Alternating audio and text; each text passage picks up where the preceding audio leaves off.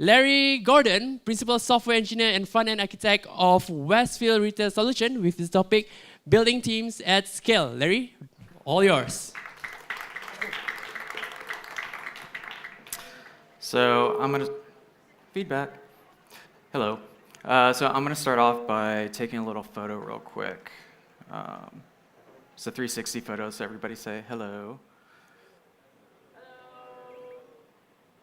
Thank you.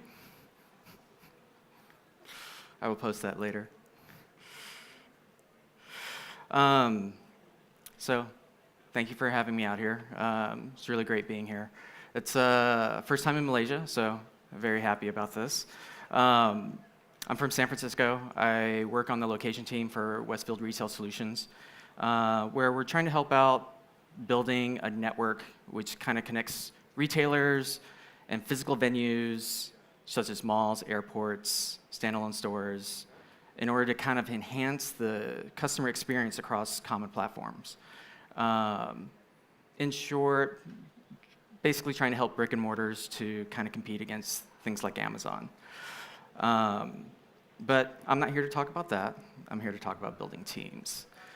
I've been doing development for about 20 years, and maybe I don't look like it, but I feel kind of old these days.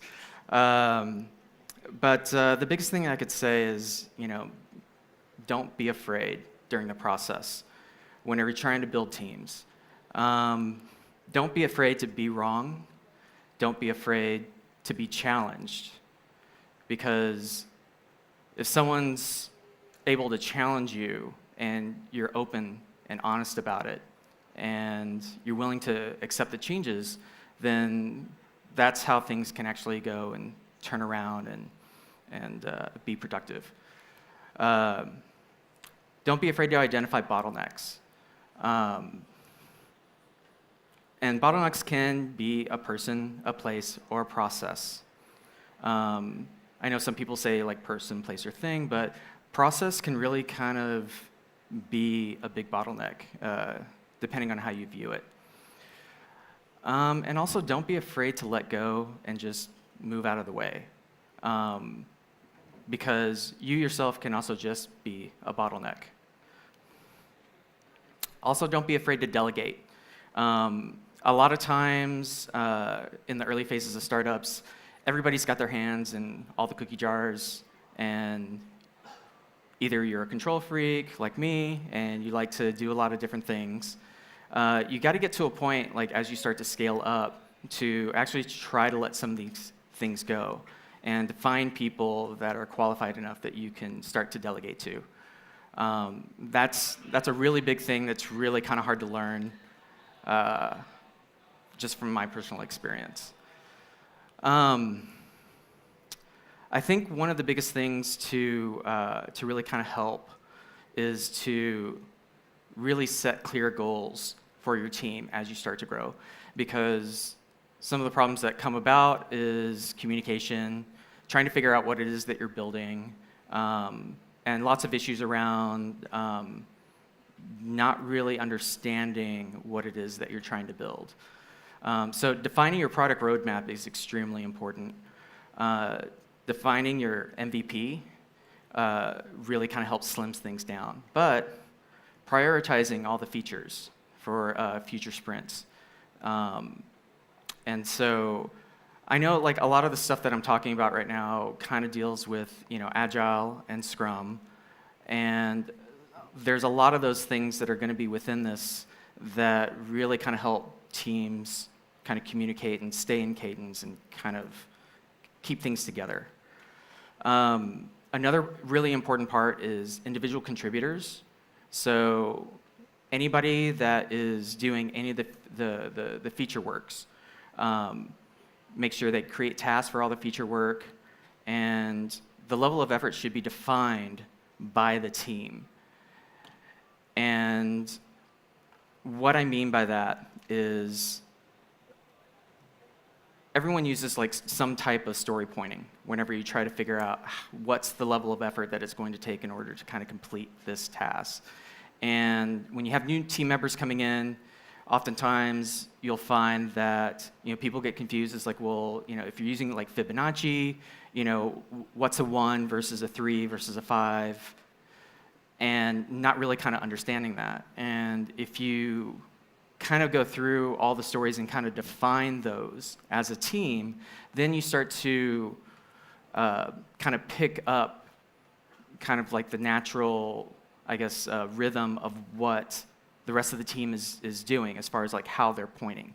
So after a while, eventually all the new team members start to get kind of into the same cadence with all the current team members.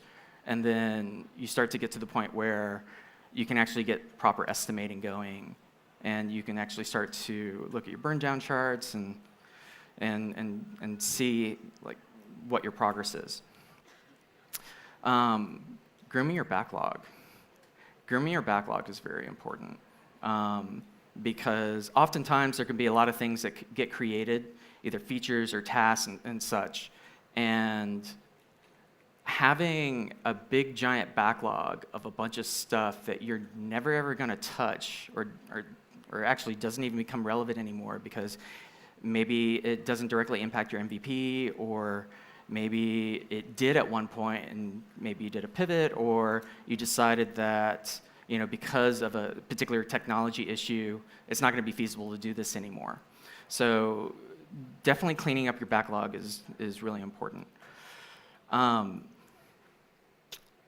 So this is where it kind of helps out with the team a little bit more. So setting clear goals for your products will help dictate the makeup of your teams. And the reason why that's kind of important is that you're not going to know what kind of talent you're going to need for your teams as you're building unless you know what it is that you're actually trying to build for your product. Keeping teams small. So there's a difference between having a 5-person team versus having a 2-person team versus having a team of like 10 or 15 or 25. I've found that once things get too big, you get more people, you get more problems, there's more communication errors, there's more just cruft to deal with when the teams are too large. Stand-ups take forever. You never want that. Usually an ideal range I've found is anywhere between 5 to 8 people, depending on the type of work that you're doing. But most of the software stuff that I've come along is anything more than like 8-ish, you start to kind of start pushing the boundaries a little bit. You also get to the point where stand-ups become really kind of long and laborious. And things can just get off the rails really easily.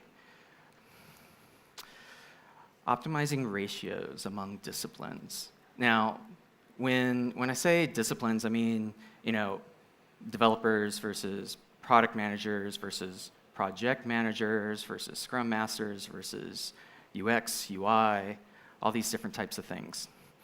And the kind of metaphor that I've found that kind of works really well is to kind of consider these little pods, right?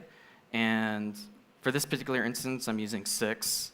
I thought 6 looked a little bit better on the screen than 7, and I kind of ran out of colors. So one thing I probably would add in here is maybe like a project manager, right? So, but what we have is product management, UX, UI, some sort of team lead, and that usually ends up being like one of the engineers. So it could either be a back-end engineer or front-end engineer, depending on seniority, and then a QA person. QA is pretty important because a lot of times you can get by most of the time without QA, and depending on the type of work that you're doing, I know some teams, they're all front-end, and they actually don't even bother with QA. The QA person is actually the front-end developers, and they do all the checks themselves. A little bit dangerous, but it kind of works sometimes. It really just kind of depends on the makeup. But if you take this model and you try to scale it across, thinking, hey, this should work, it's not. It's not that easy because some of these roles, it doesn't really make sense to actually kind of duplicate across every single pod, right? It's like the two in this particular case is like product management and UX UI. You don't you're not going to have that much work for them to do, hopefully. But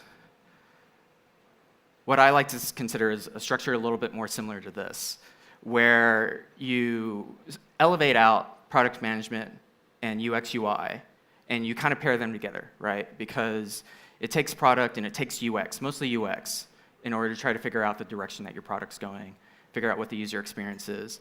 And they're the ones that are basically front-loading all of the work so that your development teams can get things done.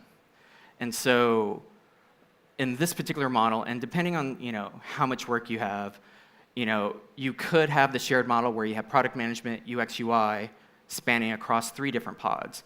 Or you could have UX UI spanning across 2 pods, but a product person spanning across 3 or 4 pods, depending on how much work there is and how much backlog grooming there needs to be, and so on and so forth. But as the structure starts to get a little bit larger, right, it's like you could easily start off with like the 1 model. Here, as your kind of like first team, you kind of figure out what it is that you need as kind of a base ground level to figure out what is it going to take to get work done, to get a feature built for your product. And as you start scaling it out, then you already have the product and UX, and then you can start filling out some of the other roles like team leads, back-end engineers, front-end engineers, QA and such. Now, it's also possible that depending on the type of work that you're doing, you could also elevate out QA depending on the type of QA that the team is doing.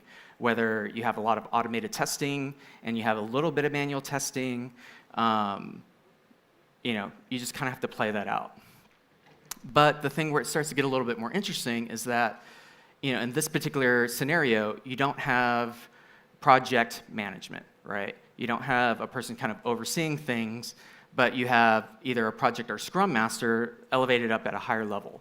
And that really only kind of becomes necessary as the teams start to get a little bit larger, right?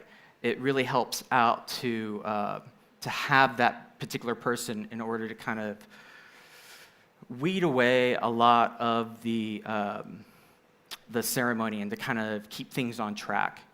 And so a project management that's trained in Scrum can do, or a certified Scrum Master, however you may want to take it. But then you have the executive management up at the top, and this starts to look like a pyramid scheme.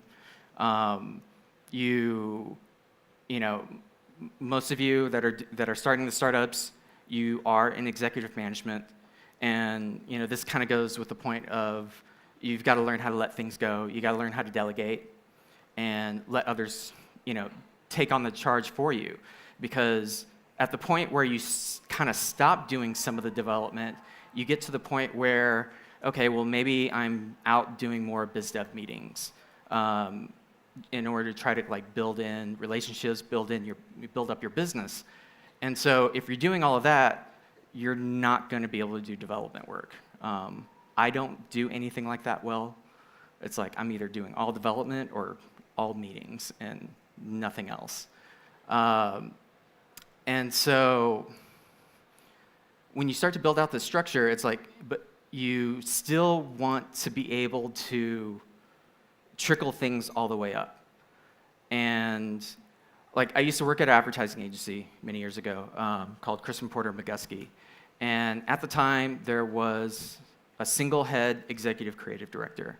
That executive creative director approved every single piece of work that ever went out of the company. It didn't matter what it was. And all the creative directors underneath had their own silos of project work and stuff that they were managing. So you had a particular creative director that would manage one client account, like Coke or something like that.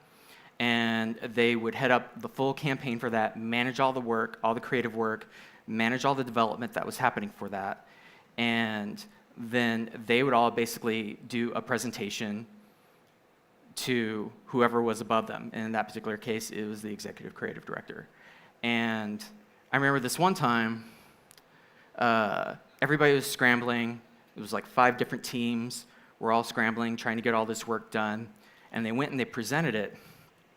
And the executive creator was like, no, it's not going to work. And they had to present the next day, but to the client, and they had to scrap everything and start from scratch again, because the executive creative director, being at the high level that he was, he kind of understood some things and had some oversight on things that the creative directors weren't necessarily privy to. And so because of that particular privileged information that he had, he decided that the campaign wasn't good enough and that everybody had to go back to the drawing board again with new direction.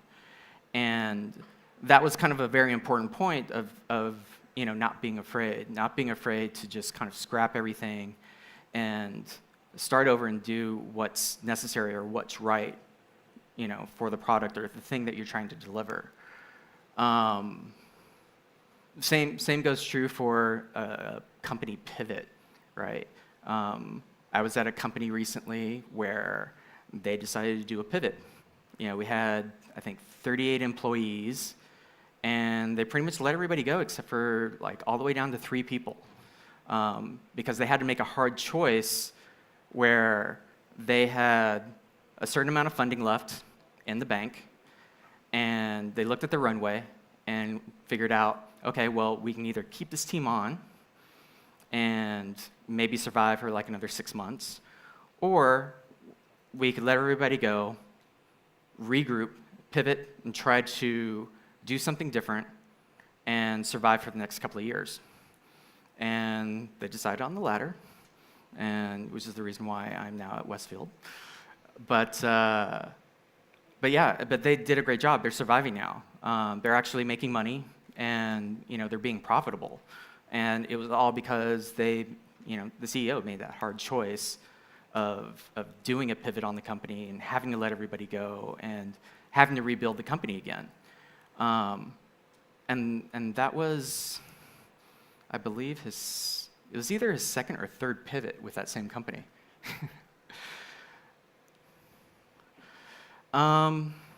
He's developing productive pods. Well, staffing is really important. Having enough product managers and UX UI designers, I think those are kind of the keys in order to kind of help keeping your pods healthy and happy. If you have enough of those individuals, they're able to kind of lay out the product roadmap to kind of keep a healthy backlog of work, right? So they're out there creating feature development, putting it in the backlog. It gives the UX UI people a chance to actually implement user testing early on before it ever gets to development. And also be able to incorporate product feedback early on. And because everybody knows that once you get to development, engineers kind of gripe when things don't work right or things don't make sense. So if things are kind of tested early on, because, well, let me back up a sec. I guess the easiest way to put this is that you're never going to get it right the first time, right? Not until you put it out there in front of your users and users play with it, you could think and do all the theory that you want to try to figure out what it is that they really want or need. But until you get into your users' hands, your users are the ones that are going to figure out what it is that your product is kind of going to be. So being able to implement user testing early on and reincorporating that product feedback into your feature work, and then kind of grooming your backlog to get rid of the cruft and making sure that you're going in the right direction is really important. And retrospectives. I used to hate retrospectives, but it wasn't until I was in a team that was early on where we actually, I think there was only 2 people besides the founders that were there like a few weeks ahead of the rest of us, but we had like a large group of onboarding of engineers. mostly back end. I was the only front end engineer at the time. And we started doing retrospectives after every sprint. And at first, I thought it was a lot of ceremony. I thought it was a lot of cruft. It seemed like a big waste of time because we had so much work to do at the very beginning.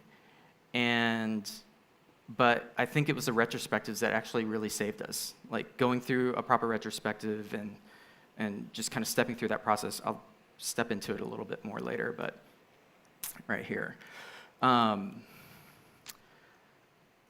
Because in the retrospective, you're like identifying the issues that you come across within that sprint. So it could be blockers from either a process or other developers or maybe even the product people or maybe the CEO. It could be anybody, anything. And then as a team, everybody's ranking kind of like what's important to the team, right? Maybe you're using like Heroku or AWS or something, and you're trying to integrate Okta for single sign-on for all your developers, and maybe that process is just becoming painful. Elevate these issues up, and if it's becoming an issue where it's trying to suck time and your ability to actually go and do work, then as a team, rank those, pick a few of those, and then brainstorm on potential solutions, right? And most likely they're not going to be the exact solution, but at least you can kind of come up with a roundabout way to try to solve whatever the issue is. It could be as simple as somebody going to talk to somebody and be like, hey, chill out, let us do our work. Then, in the next sprint, go ahead and implement them. Do your best to try to build out a task. Actually put a task in whatever task management system you're using, whether it's Jira or GitHub Issues or whatever the case may be. But actually put them in the sprint, story point it, and make it a part of the work that you're doing and expect it to be there. And then rinse and repeat and keep doing it over and over and over again after every single sprint.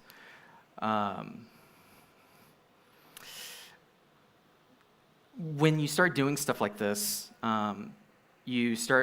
it's also kind of important in order to keep everybody in sync. So the idea of kind of keeping shared time rhythms is kind of important because you want to reduce the cognitive overhead that you get when managing and dealing with a bunch of different teams.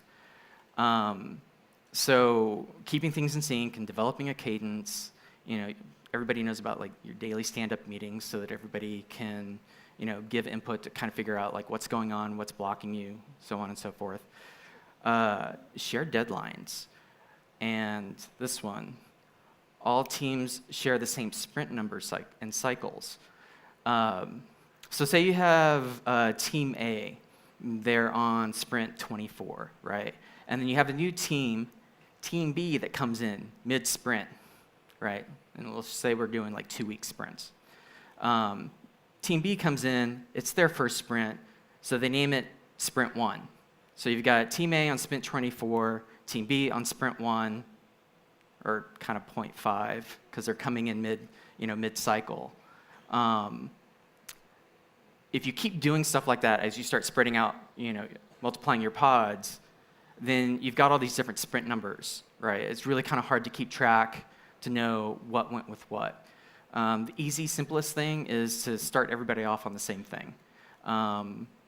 Don't start a new team off mid-sprint. It's not really going to make sense. Have everybody start off on like sprint 25, if you just started sprint 24. So then that way, it's really easy when you pull up reports and you're kind of looking across the board, you'll be able to tell everybody's kind of in the same boat, same cadence. Makes things a lot easier to understand.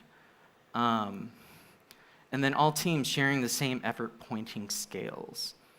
So this kind of goes back to my earlier note that when you are story pointing things differently,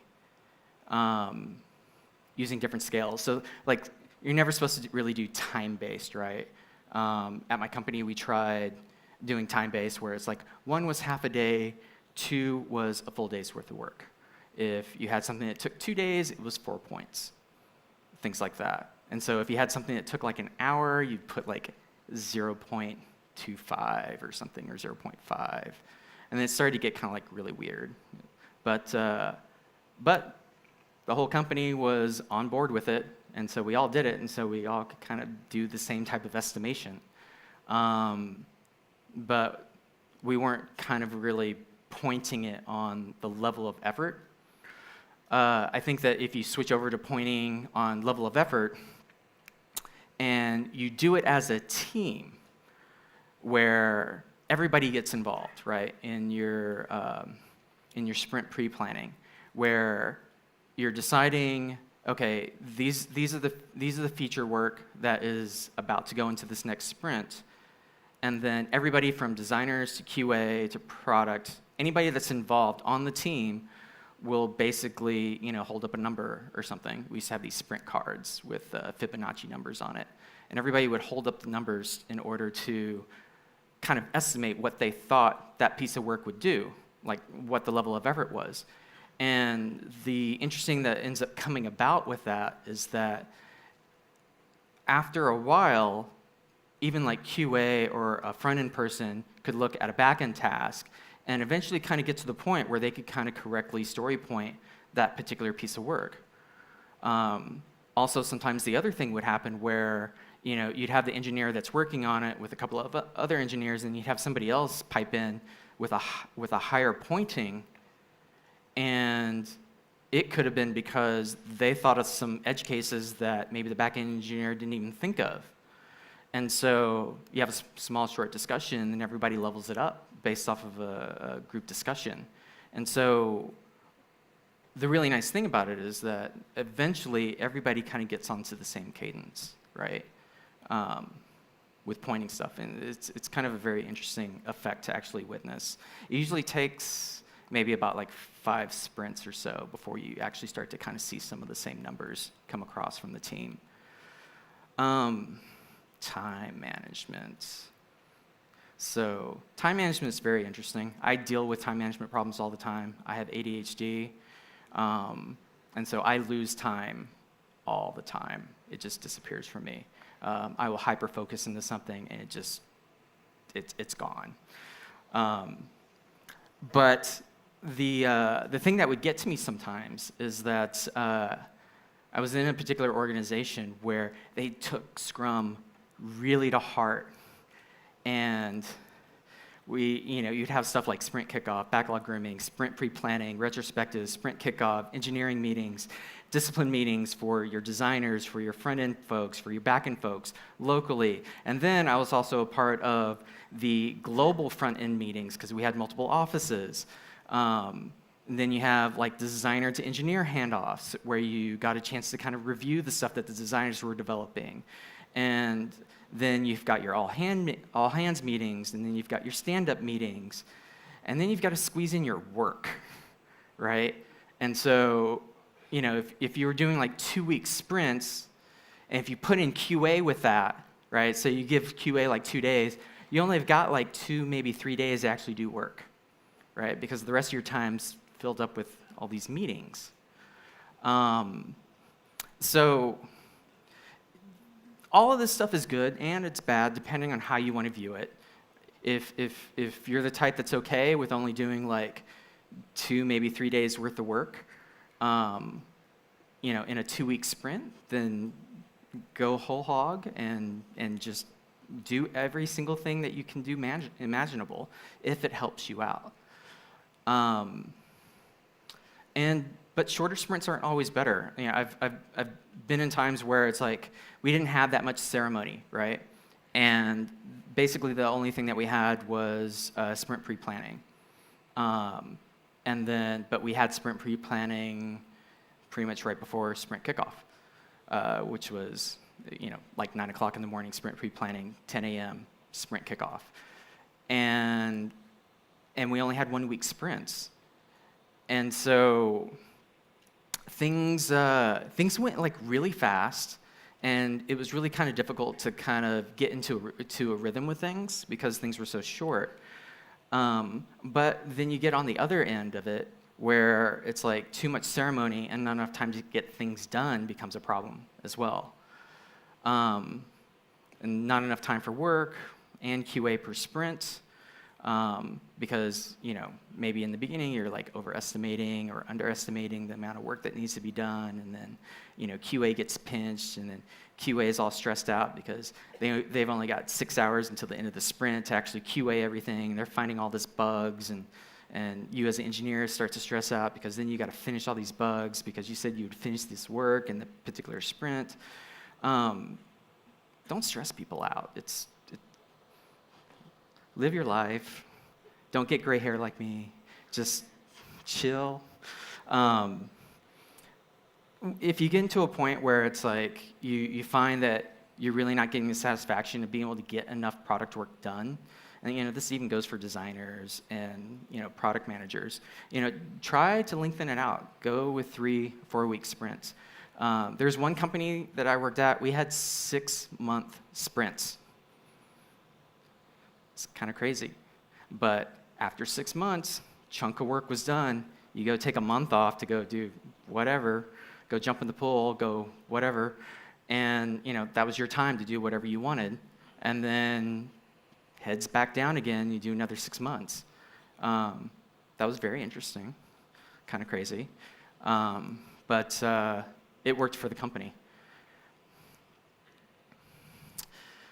And in the beginning, it's going to be extremely rough as you're trying to instill all these processes.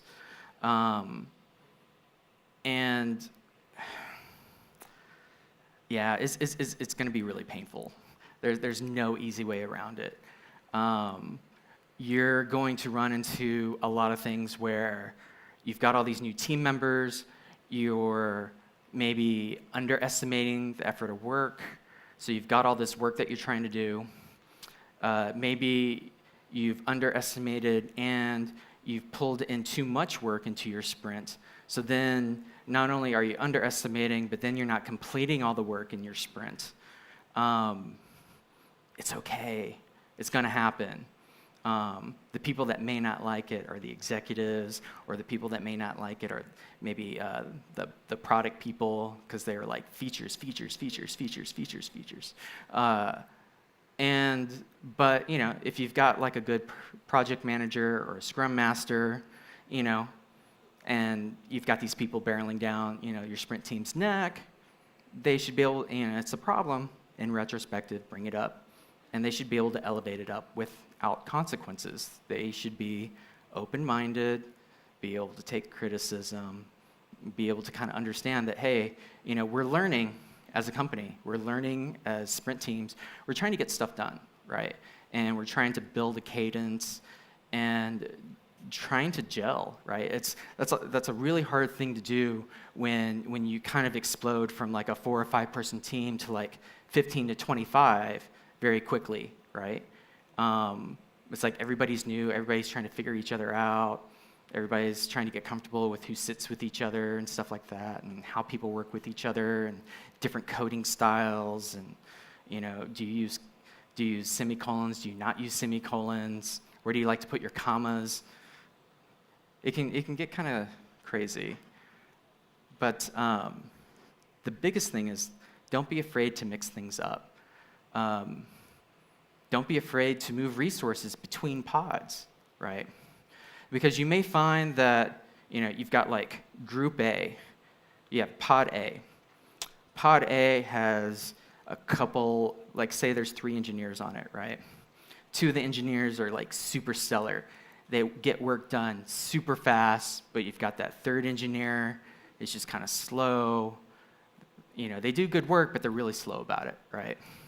And then you got this other pod over here, and maybe they have 2 slower engineers that do good work, or maybe they don't do good work. Who knows? And you've got like one superstar engineer on this team, right? And you're trying to look at teams that can go and bust out your most dynamic features, right? The more complicated features.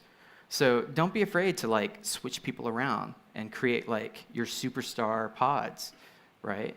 Because you're going to want your first string, just like in any sports team like basketball or anything like that, right? You're going to want your first string starters, and then you'll have your second string, and then you have your bench warmers, right? It's going to happen. You're a bench warmer, you still get your paycheck, still do your work, you go to practices, and in the end, you're still happy, you're still leveling up. Maybe you get traded to another team, who knows? But the thing is that you create your superstars so that they can do the really hard, complicated work. And because it's kind of the same way that, I won't bring that example up. It was kind of a goofy Wi-Fi example. But if you have somebody that's slowing other developers down, it can be a big drag because it can disenable those other developers from doing the type of work that they need to be doing or could be doing. So definitely don't be afraid to mix things up, right? Work things around to find the right mix for efficient pods. And I know it sounds dehumanizing, talking about people and resources as pods and stuff like that, but it's really it's like when you're looking at like being able to produce work, you kind of have to make those hard choices. Some of it's about numbers, and if you get to the point where your teams are actually doing correct estimations and actually completing work in their sprints, then finding the right mix to try to optimize your workflow is really important. That's kind of the majority of what I have to talk about. I'm here for Q&A, so if anybody, I'm finishing probably 15 minutes earlier, so, but yeah, okay. But yeah, so thank you. Right. We're going to open the floor for Q&A right now, so if any of you have any question, feel free to raise up your hand and I will pass the mic to you. Right, cool.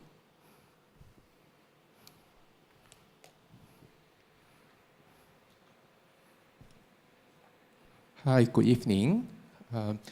So in terms of building pods, is there like a balance, a ratio between senior and junior people in these pods?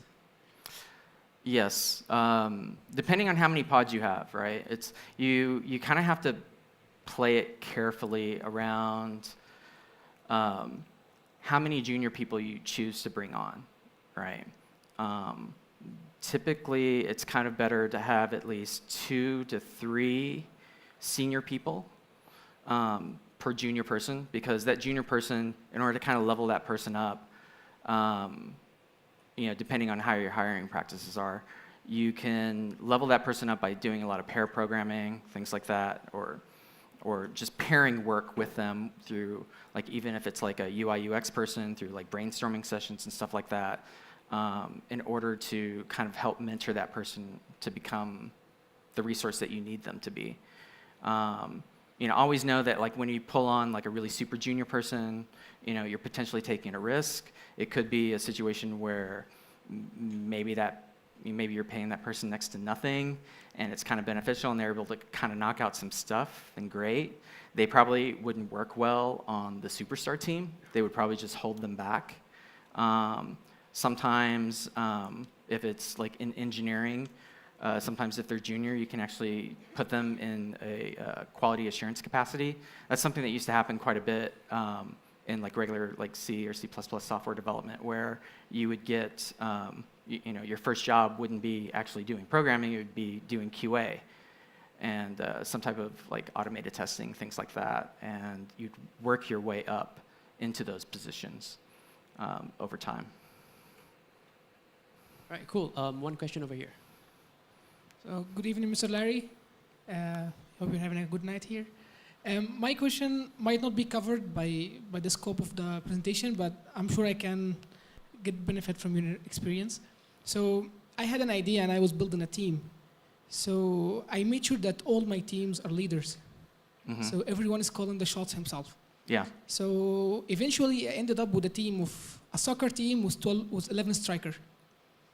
You know what I mean? Like everyone, you need to keep up with everyone's expectations, keep up with the pace of everyone, and you need to make everyone feel in control while you're not losing control at the same time.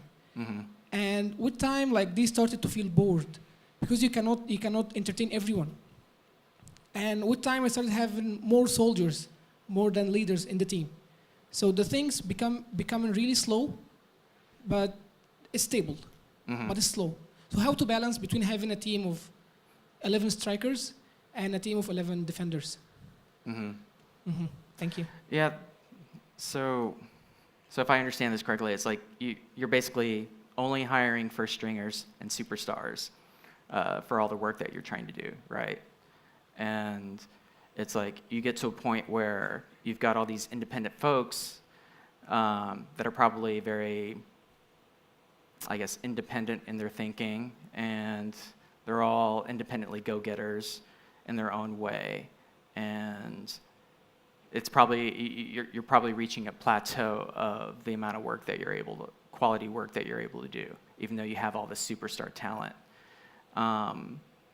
You know, I may ask, it's like, you know, what type of processes do you have in place in order to kind of help with the checks and balances to make sure that, you know, these individuals are actually on task with the stuff that they're trying to do? You know, are you running into situations where because you've got like multiple like-minded individuals that some of the feature work that they're doing is actually kind of clashing, right? So maybe it could be something like with API design, or maybe with like front-end development, where you know you've got people of differing opinion, and because of differing opinion, maybe they waste a lot of time arguing over GitHub issues, right? It's like, no, it should be this way. No, it should be this way, and they get into like a flame war or something. I don't know. I don't know if you run into situations like that. I have in the past. Whether it's a senior person or a junior person. But you get those individuals that are like, too many individuals that are bold and like-minded without any type of hierarchy to the system can really kind of throw you off the rails. And so, you know, that's when you kind of have to come in and be a parent and just kind of, you know, slap them down and put them in their place, you know, coming from the executive management section of the company, to kind of distill like some type of order, right? Because you want to make sure that, you know, the people that you're hiring, it's like the no jerk rule. It's called something else, but I'm trying to be nice. But you've got to hire people that like don't have really big egos, right? There's a ton of humble developers out there that are really excellent at what they do, and you can be really good without being a jerk. So there's things like that. I don't know if I'm touching on anything for you or not. Yes, no, maybe a little bit. Yeah? Okay. But yeah, if you want to come ask me in more detail after, feel free. Hello, hi Larry. Hi. Nadia here. I have a question about daily stand-ups and also sprint planning. Mm-hmm. So far, I think the team has had a love and hate relationship about it. One thing, we have the developers. I don't know why they work really well when the sun goes down. And then we have another team on the operations side, is when the sun is up, they're all energetic, right? Mm-hmm. So we've tried different ways of doing daily stand-ups. Sometimes we once try it at the start of the day, and then maybe in the afternoon, where the tech team is up and going, and then now basically it's taken over by Howdy. So everybody just updates on Howdy, what they're doing throughout the day. So my question is first on daily stand-ups. How important is it to make sure that it's consistent every single time, or is it sufficient if everybody contributes? At the end of the day, people are still updating. It's sufficient enough. And by comparison with, if we had to choose between daily stand-ups and sprint planning, can we go with or prioritize one over the other, or it doesn't work that way at all? Well, on a day that you have sprint planning, well, sprint planning needs to happen because that's how you figure out what your next sprint's work is going to be, right? But the daily stand-up thing kind of becomes difficult because some people are morning people, some people are night owls, right?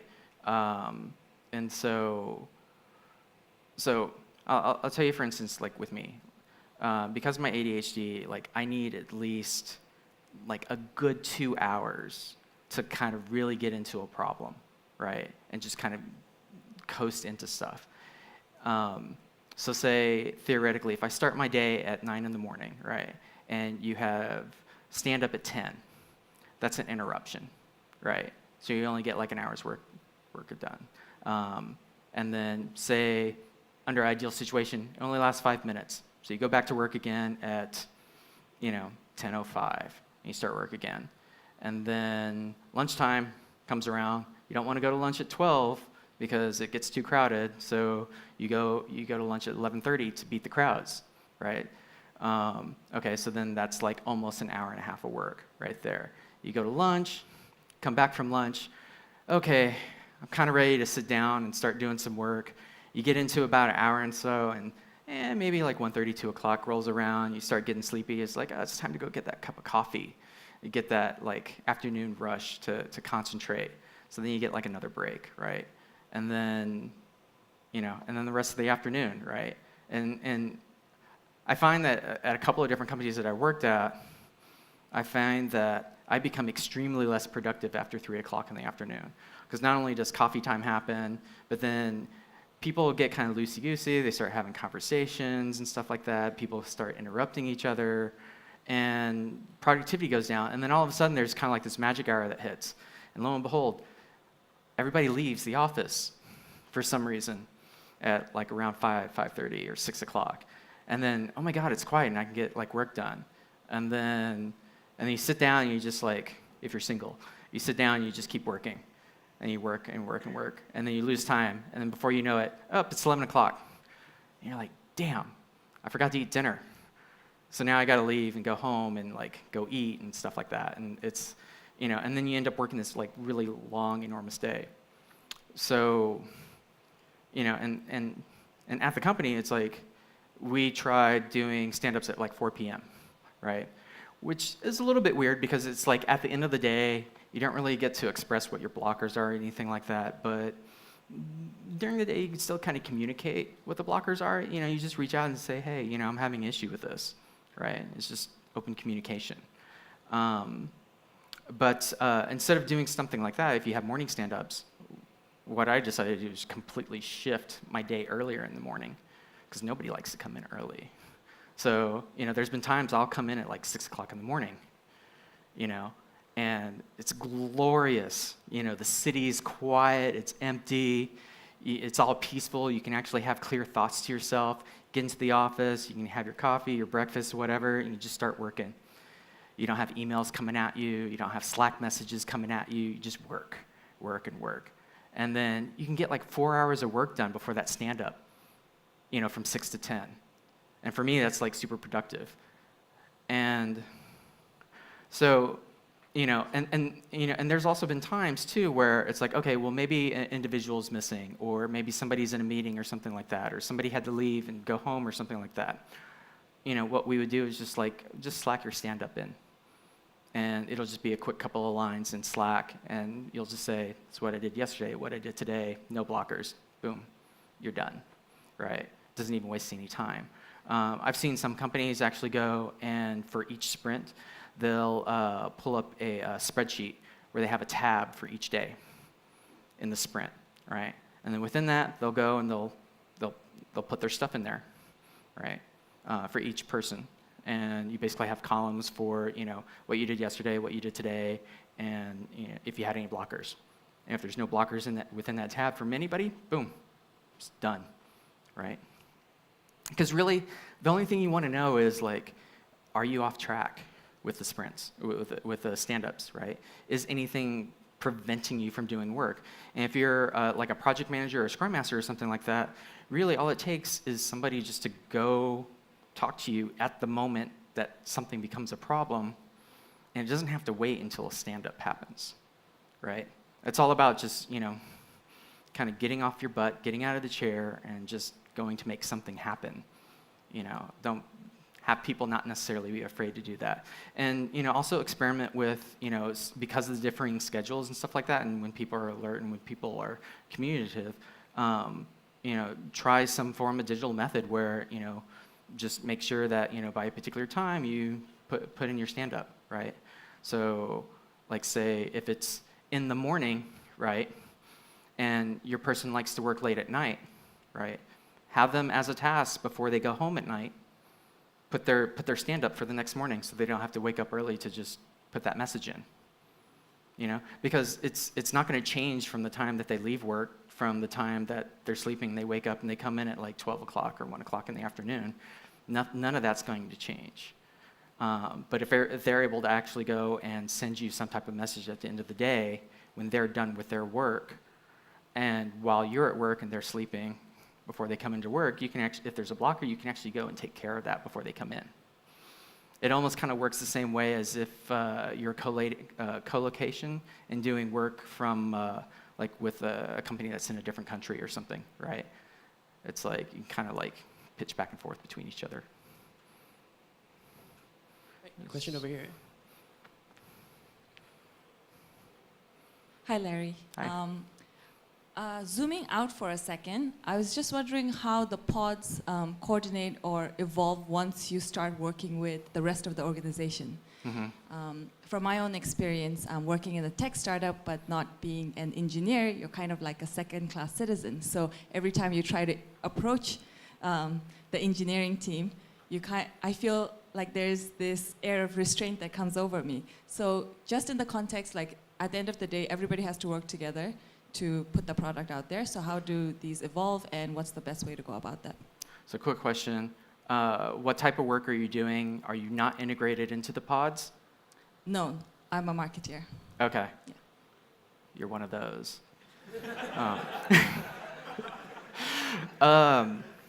So really, I think what it kind of comes down to is the type of people that you're interacting with. So most likely, the people that you would probably want to interact with are the leads, right? So as things start to bubble up, you've got the leads, you've got the managers, and so on and so forth. It could even be the product people, right? So say if you've got like maybe a marketing campaign or something, and you need to either know something or maybe get a new feature for, like you've got a new client and they've, you need to do X, Y, and Z, but we don't quite support that yet. Go talk to the product person, right? You probably wouldn't want to talk to the engineer at that point. So I think the thing is try to figure out, like, depending on what the shape of your organization is, you got to figure out what the key stakeholders are for the type of work that it is that you need to do, and bring them coffee and donuts and be really nice to them sometimes. As Adam used to know, I used to do PRs for a large swath of pods, and I used to just sit in my little corner with my head down below the little partition. Nobody knew I was there unless they actually walked over, and people would give me like little bars of chocolate. It's like, can you do a PR for me? Can you review this code for me? I'd be like, okay, and do it right then and there. And I don't know. It's all about team building and building relationships, and trying to kind of figure out who can you be friendly with. Hopefully, it's not too political where you're at, but usually you can find ways in. It's like you don't want to go to like the mid-level engineers and like poking them on the shoulder and be like, hey, I need to do something, because then Papa Bear lead engineer is going to be like, hey, you can't be doing that. You can't pull my guys aside and tell them to do X, Y, and Z. And if they do X, Y, and Z, that's on them because they just put more work on themselves and screwed up their sprint. Yeah. Right, so I think we have time for one last question.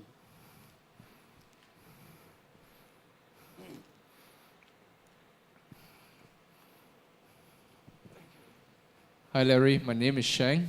Hi. I'm not really a tech guy, so I don't really get the meaning of sprint and ceremony. And second question is that if an entrepreneur who's not from a tech background want to start a tech startup, So how should he start hiring the right people for his startup? Or should he consider outsource to a development house? And how do you manage the KPI for if you do that? Thank you. Well, I'll tackle the last one first. So if you're not, whether you're non-technical or you are technical, outsourcing to any company comes with problems, right? And if you know how to navigate those problems, you can be successful at it. There was one story I was reading about where this individual, he was making an application. He was a software engineer for like 20 plus years. While he could do it himself, it was better for him to actually come up with kind of like the UX and some of the basic UI. Basically all the features and functionality. He was becoming the product owner at that point, and he was outsourcing it over to India, right? And because of the culture that he came across, he's found from a lot of the consulting work that he's done before with doing a lot of outsourcing that the developers, they would be explained and walk through what the product feature was, and they would be very agreeable and saying, yes, I get it, right? And then he ended up finding out that they didn't really get it, and just culturally, it was just they just wanted to kind of let them know that, hey, I got this. And they'll go back and just sit there and not do anything because they don't know what they're doing. They don't really understand the problem that they're trying to create or trying to solve. So he got to the point where after he just got done explaining everything and they said, yes, I get it, he would ask them, okay, can you explain it back to me, right? And through that process, it would come out that, I kind of understood this part, but this part doesn't really make any sense. And so then they'd start a dialogue, and they would kind of continue to do that until they really understood and they could actually read it back to them and understand what it is, right? Now, if you don't know development at all, that becomes increasingly difficult. And that's where you have to start to be really good about the user experience, right? Maybe have like really good flow diagrams for the things that you want. Really kind of walk through all the edge cases of what that user experience might be. And if you have that all built out really well and annotated really well, if you go to an outsourcing company that has a really good leader, then they should be able to kind of help translate that to design and to development and keep you updated along the way. But it becomes kind of a risky prospect, right? It's like, potentially maybe even interview a bunch of these firms that you might be using to see how they would approach the problem, how they work with you. Are they in the same time zone as you? How hard is it to communicate with them or reach them or ask them questions? How often are they available? Things like that. So those are some of the things. The other thing is, reach out to your local network, find somebody that is an engineer, ask them to be a partner, ask them to help oversee and manage that aspect of it, right?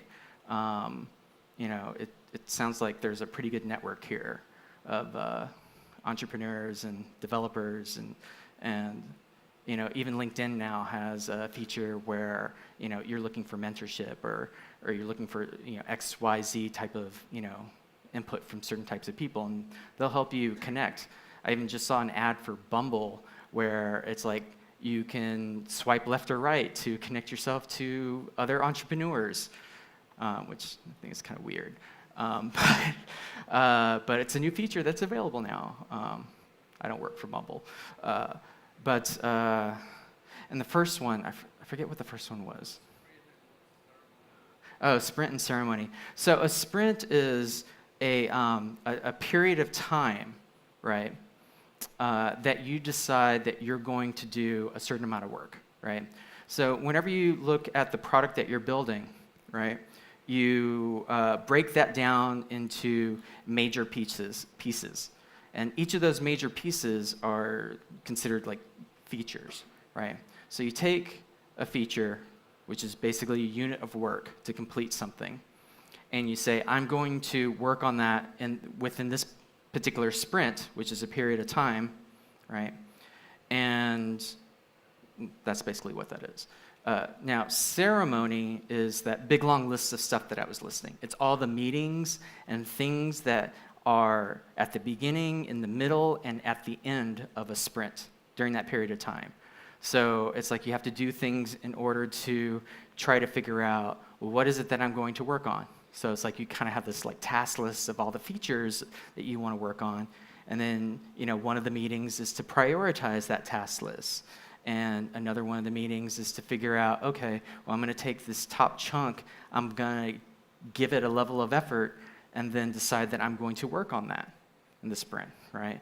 And then as you go along, then you start to look at that task list and be like, okay, well, are there things in that task list that I don't need anymore, that doesn't make sense for the thing that I'm trying to build?